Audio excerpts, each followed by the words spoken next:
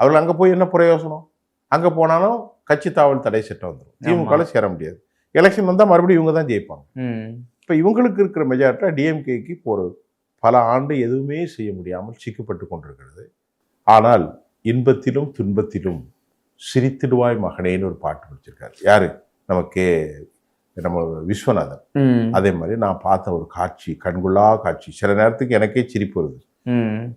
சட்டமன்றத்தில் கையை காட்டி சிரிச்சுட்டு இருக்காரு எடப்பாடி பழனிசாமி. எதை பற்றியும் கவலைப்படலை.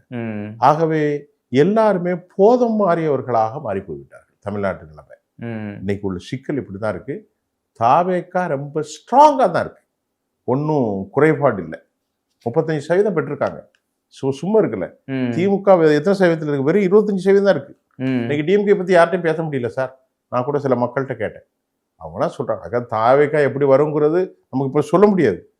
டிஎம்கே ரொம்ப மோசமாக 2 பேருமே தமிழ்நாட்டுடைய எதிர்கட்சிகளாக ஆகியிருக்கிறார்கள். எப்போதும் அதிமுக ஆளுங்கட்சியாக இருக்கும், திமுக எதிர்கட்சியாக இருக்கும். இன்றைக்கு அதிமுக எதிர்கட்சியாகவும் திமுகவும் எதிர்கட்சியாகவும் இருக்கு. ஆச்சி மசாலா, எந்த சமையலும் ருசி தேடும் ரகசியம், 20 ரூபாய்.